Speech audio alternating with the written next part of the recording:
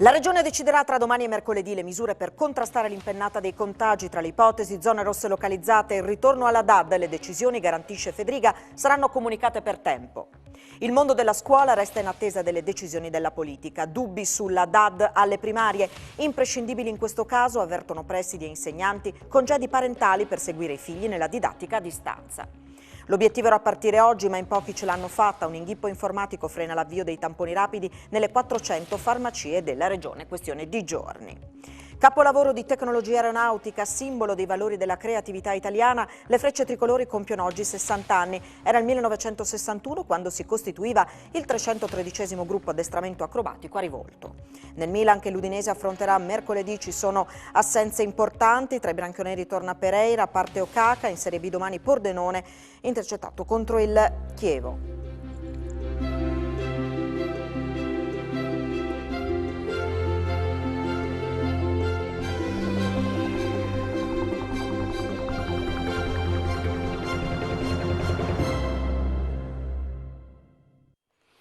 A tutti voi buonasera, bentrovati a questa edizione del telegiornale di Telefriuli. Resta alta, altissima l'attenzione nella nostra regione ai contagi dopo un'impennata di casi negli ultimi giorni, quasi il 60% in più nell'ultima settimana.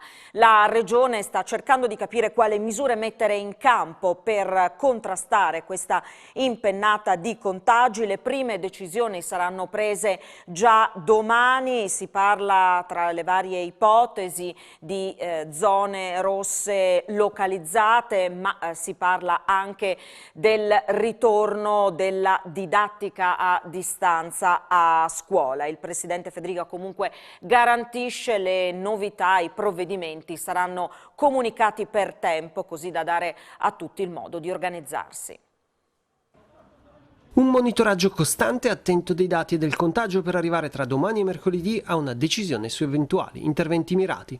La Regione, con il governatore Massimiliano Fedriga e il vice Riccardo Riccardi, sta valutando restrizioni che, sulla base del nuovo DPCM, devono essere prese d'intesa con il Ministero della Salute e non più in autonomia.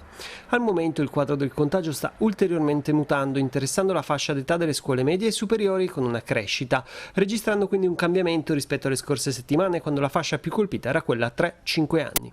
Sul tavolo le ipotesi sono numerose, si potrebbe intervenire come già fatto nei singoli comuni e dove il virus colpisce maggiormente, attuando zone rosse locali, ma anche sulla scuola con la sospensione dell'attività in presenza e un ritorno alla didattica a distanza, almeno in alcune classi. Fedriga conferma di come nelle ultime settimane i dati fossero in netto miglioramento e il quadro potrebbe essere peggiorato causa variante inglese. Le eventuali misure adottate, ha spiegato, saranno rese note non poche ore prima dalla loro entrata in vigore, ma con qualche giorno di anticipo, in modo che le persone abbiano il tempo per organizzarsi. In questo senso, la dirigente dell'ufficio scolastico regionale, Daniela Beltrame, conferma che il sistema è pronto a qualsiasi decisione della politica. Guardi, questo è una competenza che spetta alla Regione e sono delle responsabilità che appunto riguardano la tutela del bene della vita di tutti quanti. La scuola è uno di quei servizi pubblici, per quanto sia un diritto costituzionale essenziale, che deve adeguarsi, ma rispetto a un anno fa abbiamo strumentazioni, abbiamo competenze degli insegnanti e dobbiamo adeguarci a quelle che saranno le decisioni superiori. E appunto il mondo della scuola attende le decisioni della politica. Quanto allo stop del primo ciclo di istruzione, i presidi avvertono che in questo caso saranno imprescindibili i congedi parentali per poter seguire i propri figli nella didattica a distanza. Il mondo della scuola è pronto a fare la propria parte, se ci saranno le chiusure non sarà un dramma. A esprimere il concetto è la Presidente regionale dell'Associazione Nazionale Presidi, Teresa Tassambiol, che a fronte di un aumento dei contagi e l'ipotesi del ritorno alla DAD usa la responsabilità per disinnescare polemiche a monte. Da circa un mese anche le scuole superiori erano tornate in presenza e avevamo naturalmente salutato questo fatto con grande favore, quindi, però io penso anche questo, che come cittadini e quindi anche come gente di scuola dobbiamo avere fiducia di chi ha il compito, il dovere, anche la responsabilità di prendere decisioni per il bene di tutti e quindi come sempre faremo la nostra parte. Per la referente dei presidi, però, se si deve chiudere, stavolta è meglio partire dal primo ciclo, elementari e medie, con l'avvertenza che sono imprescindibili i sostegni alle famiglie. Potrebbe, come dire, anche rovesciarsi in questi giorni le decisioni prese, diciamo, precedentemente e magari pensare ad una chiusura di questo tipo degli istituti comprensivi. Naturalmente tenere in didattica a distanza bambini dai 3 ai 14 anni comporta degli oneri familiari, comporta la presenza dei genitori a casa per accudire i figli e quindi saranno necessari tutti quei provvedimenti, diciamo così, che consentono ai genitori di stare a casa, quindi congedi parentali, perché sono tutte misure che sono scadute con il 31 dicembre. Partite anche nel Friuli occidentale le vaccinazioni per gli insegnanti. Nell'occasione abbiamo chiesto loro cosa ne pensano del ritorno alla DAD. Anche per gli insegnanti del Friuli occidentale è arrivato il momento delle vaccinazioni anti-Covid. Nel primo pomeriggio, nel padiglione H dell'ospedale di Pordenone, sono stati somministrati i primi vaccini, una partenza accolta positivamente dai professori. Non vedevo l'ora di fare il vaccino, ritengo che il vaccino sia una priorità e una sicurezza per tutti, per noi insegnanti e per i ragazzi, per lavorare serenamente e per tornare il prima possibile alla normalità. Contenta di ricevere il vaccino, noi come tutti sapete lavoriamo in un contesto dove la vicinanza con gli alunni è inevitabile. Per quanto riguarda il possibile ritorno alla didattica a distanza a causa delle varianti del Covid, gli insegnanti delle superiori sono pronti, ma non mancano i dubbi a quelli di medie ed elementari. Sicuramente la didattica in presenza ha il valore aggiunto della relazione educativa didattica che si riesce a costruire in modo completo, però i ragazzi hanno anche dimostrato una buona capacità di resilienza e quindi non disperiamo. Io ritengo che la DAD funzioni e che la priorità sia comunque contenere il contagio, però non dipende da me. Se il governatore richiude facciamo DAD. Noi attualmente facciamo DAD al 50%, mi pare che sia abbastanza equilibrata. Per l'asilo sono contraria perché sono troppo piccoli, non si riuscirebbe a lavorare e anche con una prima elementare non è così facile. Già dalla terza elementare alle medie il discorso cambia. Avrebbero dovuto partire oggi in tutta la regione i tamponi nelle farmacie, un avvio però al rallentatore a causa di un inghippo informatico. L'obiettivo era di partire già oggi, ma un piccolo inghippo nel software che dialoga tra farmacie e aziende sanitarie farà slittare l'avvio ufficiale dei tamponi rapidi nelle 405 strutture del Friuli Venezia Giulia. A Trieste in realtà, grazie all'interlocuzione con l'azienda sanitaria, si sta accelerando e alcuni sono già partiti. Il protocollo prevede che ci si possa rivolgere nelle farmacie solo se non ci sono sintomi collegabili al Covid, come febbre superiore a 37,5 gradi, mal di gola, dolori articolari, tosse e perdita di gusto e olfatto. Il costo potrà essere al massimo di 26 euro. Il tampone, che per essere valido deve essere registrato, non come ora dove in alcune strutture viene fatto in maniera ufficiosa, servirà ad esempio per andare all'estero o per alcune attività professionali. Luca De Grassi, presidente di Federfarma FVG, conferma che entro giovedì o al massimo venerdì il problema software sarà risolto, mentre si sta interloquendo con la regione per avviare anche dei corsi di formazione specifici che possano abilitare anche i farmacisti, a tutti gli effetti legalmente operatori sanitari, all'esecuzione dei tamponi, vista anche la difficoltà nel reperire personale già formato.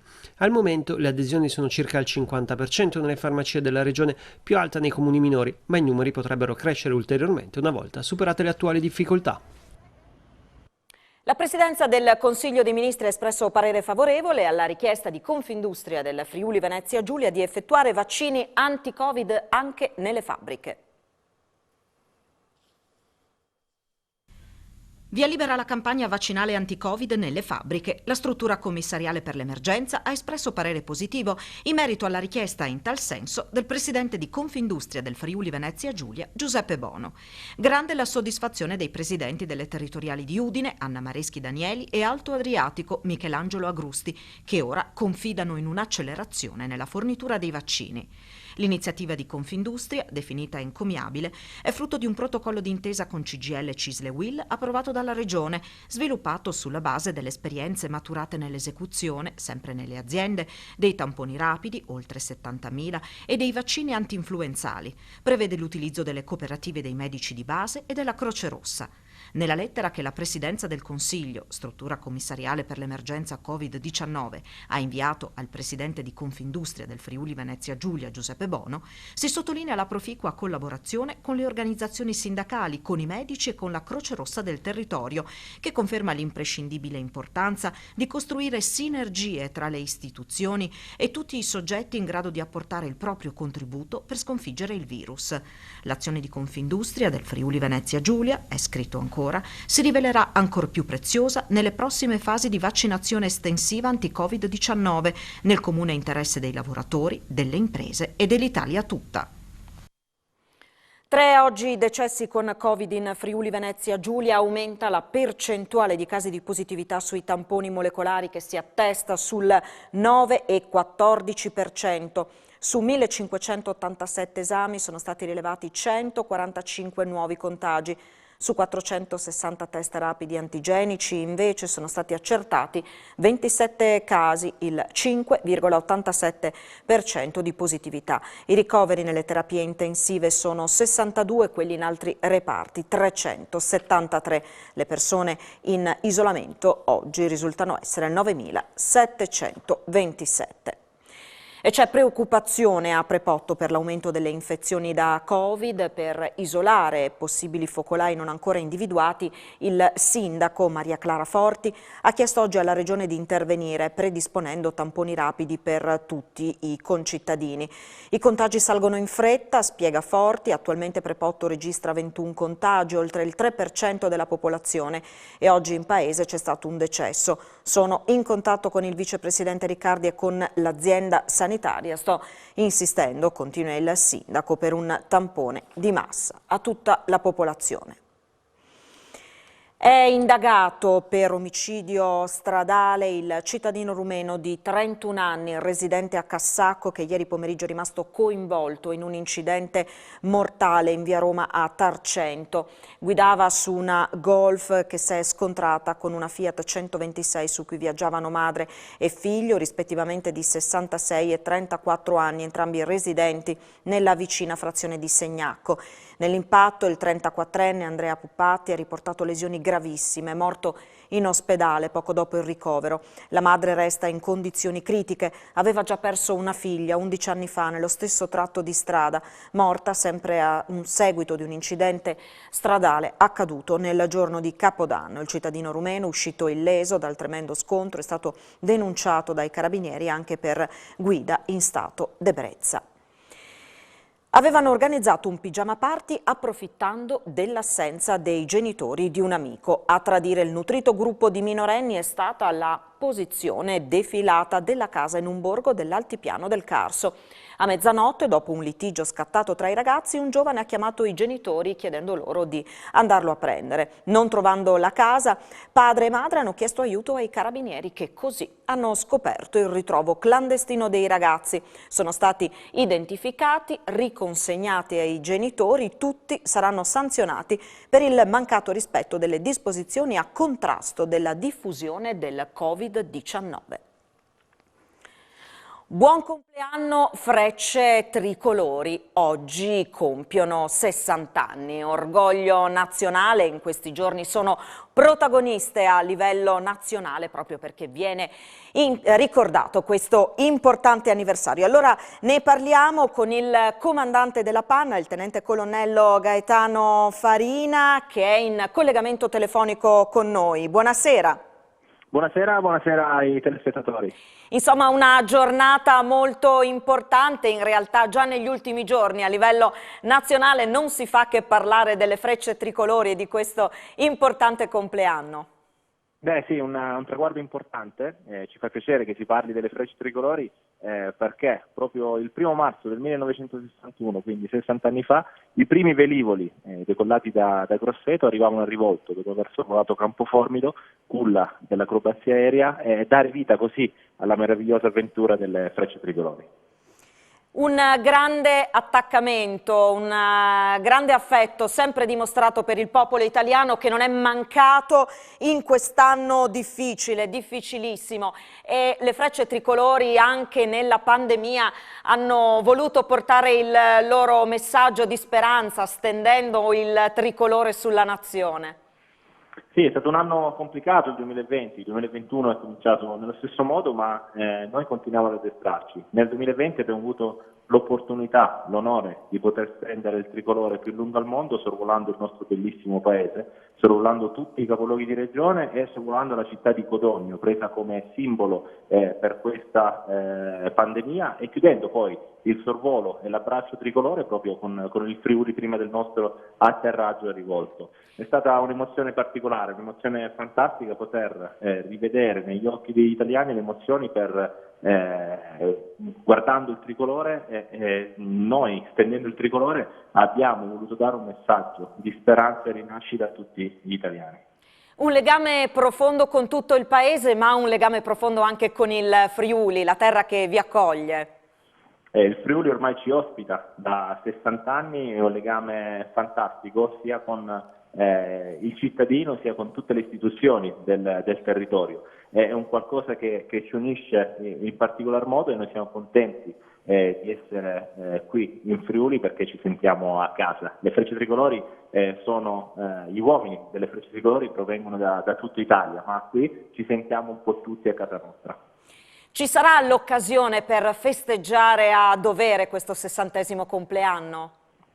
Noi ci stiamo addestrando, continuiamo ad addestrarci sperando che la stagione acrobatica possa partire il prima possibile. Se dovesse partire noi festeggeremo, poi celebreremo questo 60° compleanno assieme a tutti i nostri appassionati con una manifestazione a fine stagione proprio a Rivolto, nella nostra base. E allora buon addestramento e buon compleanno alle Frecce Tricolori. Grazie davvero al Tenente Colonnello Gaetano Farina, comandante delle Frecce Tricolori, per questo collegamento in diretta. Grazie, buon lavoro. Grazie a voi, buonasera.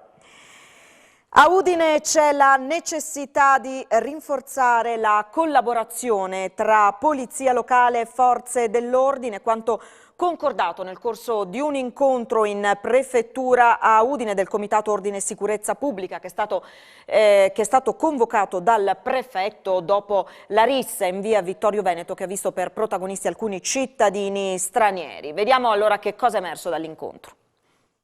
Fatti come quello accaduto in via Vittorio Veneto a Udine, ossia la maxi rissa, non devono più ripetersi perché non appartengono alla nostra città. Parte da questi presupposti la richiesta del sindaco Fontanini al questore di una maggiore determinazione nel modo in cui vengono effettuati i controlli da parte delle forze dell'ordine. Questione affrontata oggi al Comitato per l'Ordine e la Sicurezza Pubblica convocato in prefettura. Ci vuole un coordinamento tra tutti, una cosa che è già stata sperimentata e che dobbiamo continuare a fare. La città di Udine non è una città fuori controllo, però c'è il rischio che purtroppo gli episodi di delinquenza possano aumentare. Questo rischio non vogliamo correrlo, e quello che è accaduto in via Vittorio Veneto certo non è una cosa bella, e tutti hanno biasimato questo episodio. Verranno identificati i responsabili da parte dei carabinieri. Ecco, ma lei ha chiesto anche il loro allontanamento? Sì, ho chiesto anche il loro allontanamento, perché se sono residenti fuori dalla città di Udine possiamo allontanarli. Abbiamo chiesto degli interventi, il questore si è detto assolutamente disponibile anche per quelle situazioni che magari non sono così tanto pericolose ma che certamente rappresentano un degrado. Effettivamente, in sostanza, da domani cambiano le cose sul territorio dalle prossime ore? Ma questo è quello che noi auspichiamo, siamo convinti che le cose possano cambiare. Già oggi pomeriggio insieme ai vertici della polizia locale farò una proposta al questore di servizi congiunti da iniziare il prima possibile per la tutela della sicurezza e del decoro in zona stazione. Ovviamente ecco, speriamo che queste iniziative abbiano i loro risultati e speriamo che questo brutto episodio in una zona così bella, così importante, così centrale sia stato un singolo episodio e che non invece l'inizio di situazioni che non vogliamo assolutamente in città. È stata rinviata al 29 marzo prossimo l'udienza di incidente probatorio in cui si discuteranno gli esiti della perizia psichiatrica svolta su Aleandro Augusto Stefan Meran, ritenuto responsabile dell'uccisione degli agenti Matteo De Menego e Pierluigi Rotta nella sparatoria in questura a Trieste avvenuta il 4 ottobre 2019. È stato deciso di sospendere il tutto per verificare le condizioni di salute di Meran, ha spiegato uno dei legali difensori, Paolo Bevilacqua, uscendo dall'udienza presieduta dal GIP Massimo Tommasini. La politica torni a guidare il Paese senza farsi condizionare dal Comitato Tecnico Scientifico. A dirlo è Renzo Tondo, che ha recentemente rifiutato il ruolo di sottosegretario alla salute. Il deputato friulano chiede al governo più attenzione per ristorazione e mondo dello sci.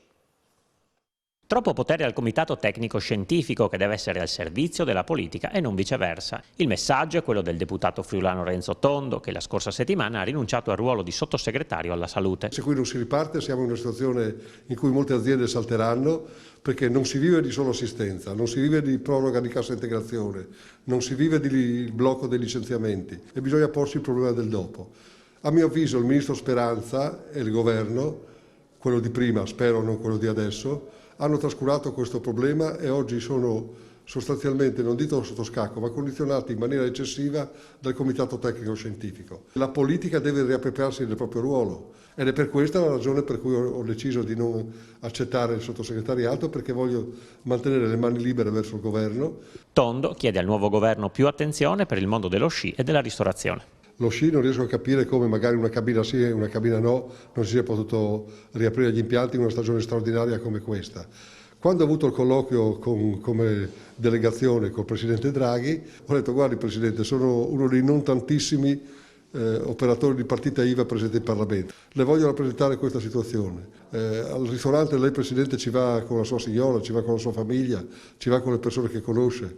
Cerchiamo di far rispettare le regole, distanze tra i tavoli, mascherine, però consentiamo ai ristoranti di riaprire anche la sera.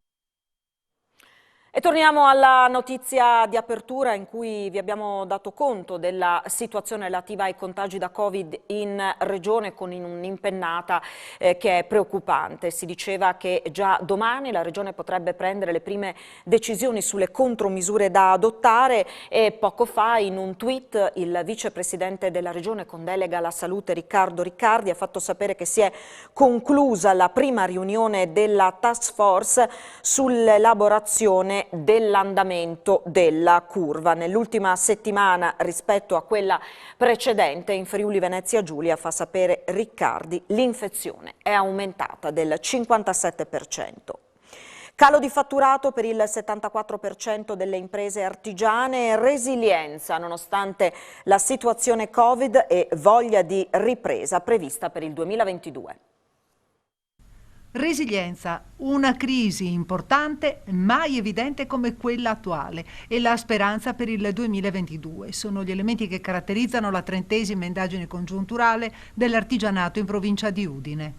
88%, 87% di aziende che nonostante ciò vogliono andare avanti. L'unico dato che ci preoccupa è questa lotta, una lotta effettiva al Covid. Una volta bisogna sconfiggere questo virus e evitare di fare questo stop and go nelle chiusure. Se si diano delle priorità, si facciano delle chiusure in modo scientifico, si aiutino quelle attività che devono essere chiuse, e così finalmente potremo metterci alle spalle questo brutto periodo. La volontà della categoria di non abbassare le saracinesche, l'87,5% degli artigiani non vuol chiudere la propria attività, quindi un grandissimo segnale da parte di questa importante categoria non solo per la provincia di Udine ma per l'intera regione del Friuli Venezia Giulia. L'incertezza a volte delle disposizioni emanate dal governo centrale hanno pesato sulle casse delle imprese, magari un po' più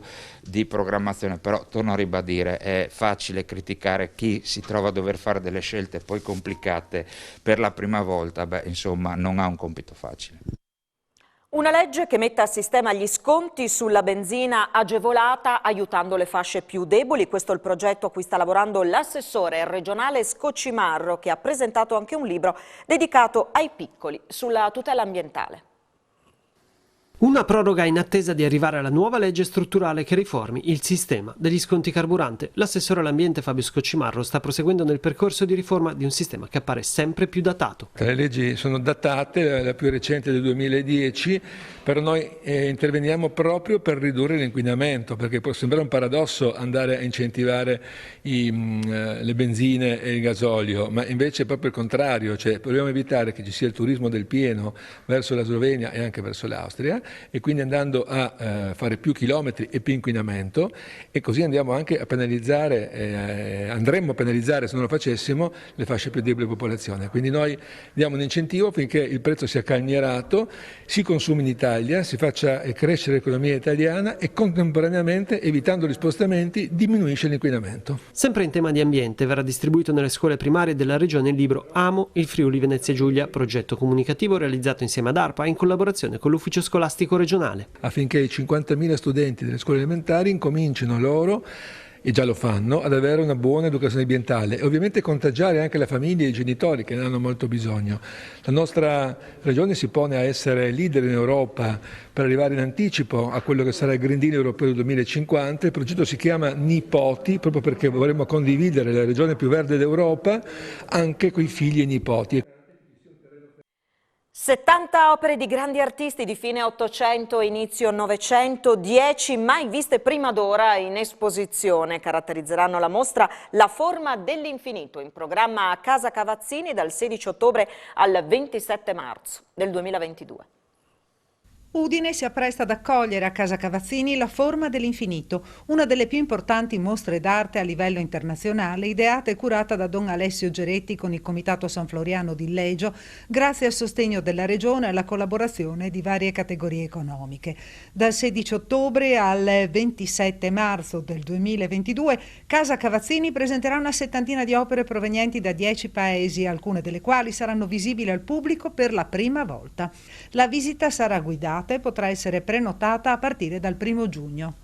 Paul Gauguin, Claude Monet, Vassili Kandinsky, Pablo Picasso, Mark Rothko e altri ancora tra i più importanti pittori che hanno cercato di dare forma alla percezione dell'infinito dietro le prime apparenze della realtà e al grande desiderio di infinito che l'uomo porta nel suo cuore, allenandoci con i loro linguaggi a sviluppare uno sguardo che si accorga di questa presenza di immensità attorno a noi. Abbiamo voluto vivere l'avvicinamento alla mostra di Casa Cavazzini come un percorso che ci deve far crescere insieme tutti. Le risorse interne del comune, dell'amministrazione e il comitato, preparandola insieme. L'alleanza tra Udine e Illegio sarà in questo senso il rafforzamento di una bella rete friulana di arte e di bellezza. Ma Illegio dal 16 maggio prossimo, come ogni anno, potremo vedere un'altra mostra molto bella.